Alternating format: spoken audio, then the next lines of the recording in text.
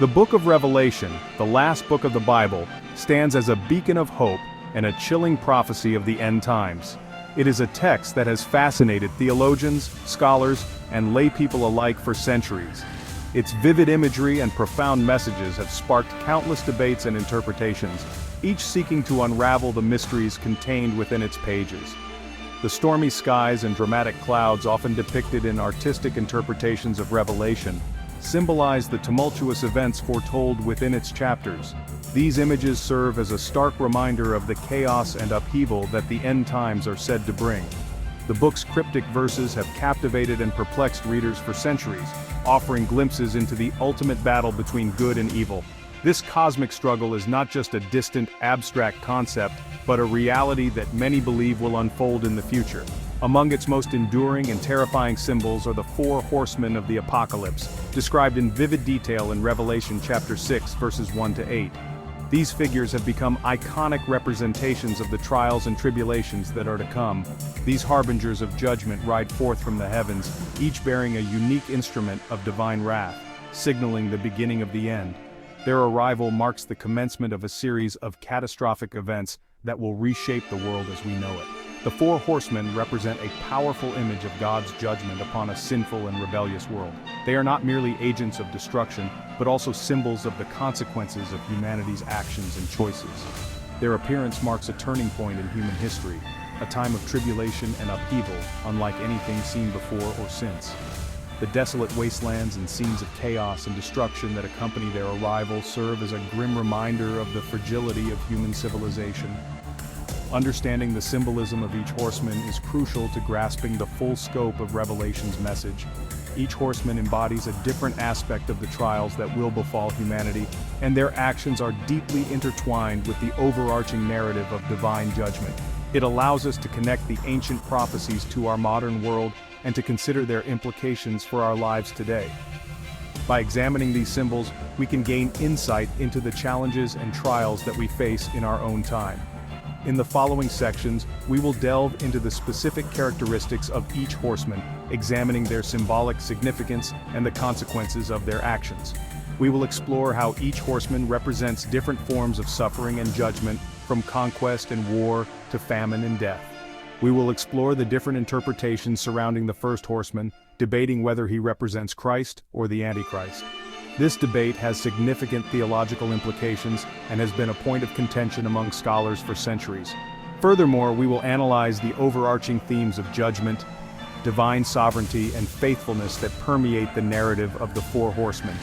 These themes are central to understanding the message of Revelation and its relevance to our spiritual lives. Finally, we will connect these ancient symbols to our present-day context, highlighting their enduring relevance in a world grappling with war, famine, disease, and the ever-present threat of global catastrophe. By doing so, we can better understand the timeless nature of these prophecies and their significance for our future. The first horseman emerges riding a white horse, a symbol often associated with purity, victory, and righteousness. This imagery is deeply rooted in ancient traditions and religious texts, where the color white often signifies holiness and divine favor. The horse, a majestic and powerful creature, further amplifies the sense of authority and grandeur associated with this rider. However, the rider's true nature remains a subject of much debate among biblical scholars. These scholars, who have dedicated their lives to the study of ancient texts and religious doctrines, often find themselves at odds when interpreting the symbolism of the white horseman. The debate is not merely academic. It touches on fundamental beliefs about the nature of good and evil, the end times, and the ultimate fate of humanity. Some interpretations, particularly those emphasizing a pre-tribulation rapture, identify the rider as Christ himself. This view is supported by the imagery of the crown and the bow, which are seen as symbols of divine authority and the power to conquer sin and death. In this interpretation, the white horseman is a harbinger of hope and salvation, heralding the imminent return of Christ and the establishment of his kingdom on earth. He comes forth conquering and to conquer, signifying the spread of the gospel and the establishment of his kingdom on earth. This triumphant vision is one of victory over evil, the fulfillment of divine prophecy, and the ultimate triumph of good over evil. The rider's mission is seen as a divine mandate to bring about a new era of peace and righteousness, where the faithful are rewarded and the wicked are judged. Others, however, interpret the rider's appearance more ominously, particularly given the context of the following horsemen. The subsequent riders, who bring war, famine, and death, cast a shadow over the initial appearance of the white horseman. This darker interpretation suggests that the first rider's conquest is not one of divine victory, but of deception and false promises. They argue that the rider represents the Antichrist, a deceptive figure who appears to usher in an era of peace and prosperity, but ultimately leads humanity astray. This view is supported by the rider's possession of a bow, a weapon of war, and a crown, symbolizing earthly authority, but not necessarily divine authority. The Antichrist is seen as a master of deception, using his charisma and promises of peace to gain power and control. This interpretation draws upon the rider's possession of a bow, a weapon of war, and a crown, symbolizing earthly authority, but not necessarily divine authority. The bow, in particular, is seen as a symbol of conflict and conquest, suggesting that the rider's true intentions are far from peaceful. The crown, while a symbol of authority, is also a reminder of the temporal and often corrupt nature of earthly power.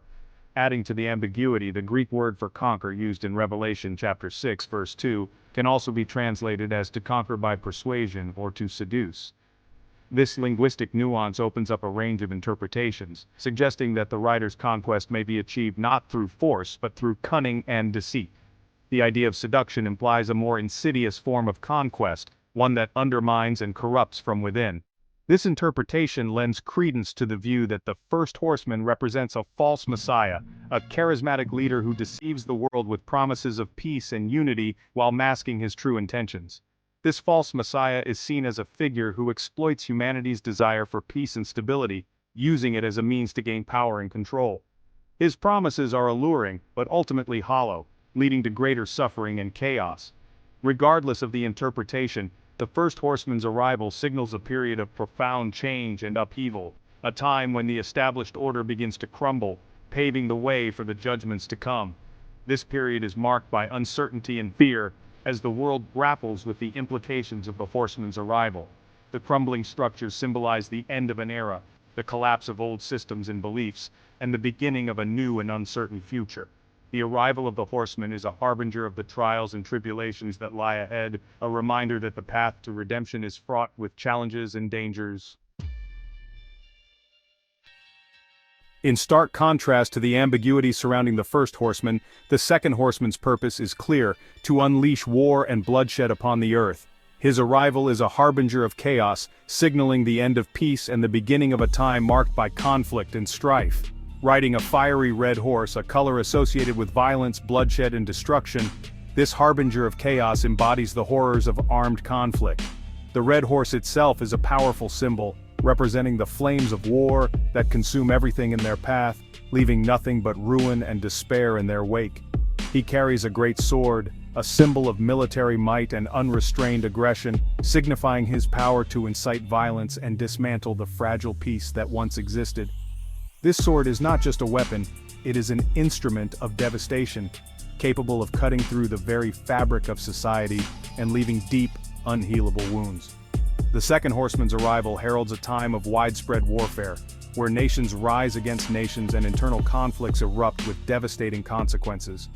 The battlefield becomes a stage for the enactment of humanity's darkest impulses, where the lust for power and dominance leads to unimaginable suffering and loss. The sword represents not only physical violence but also the severing of relationships, the breakdown of communication, and the disintegration of social order. It cuts through the bonds that hold communities together, leaving behind a trail of broken families, shattered friendships, and a society in disarray. It signifies a world consumed by hatred, fear, and the insatiable thirst for power. In this world, trust is a rare commodity, and suspicion and paranoia reign supreme. The second horseman's influence extends beyond the battlefield, permeating every aspect of life and sowing seeds of discord and enmity. The second horseman's ride serves as a stark reminder of humanity's capacity for violence and destruction. His presence is a chilling testament to the ease with which peace can be shattered and the rapid descent into chaos that follows. The desolate landscapes he leaves behind are a haunting reminder of the cost of war. It highlights the fragility of peace and the ever-present potential for conflict to erupt, shattering lives and tearing apart the very fabric of society. The aftermath of his passage is a world in ruins, where the remnants of once thriving communities struggle to survive amidst the wreckage. His presence in the procession of horsemen underscores the devastating consequences of unchecked aggression and the urgent need for peace and reconciliation in a world teetering on the brink. The second horseman serves as a grim reminder that the path to destruction is all too easy to follow, and the journey back to peace is fraught with challenges. In a world where the specter of war looms large, his message is clear. The cost of conflict is immeasurable, and the pursuit of peace is more crucial than ever.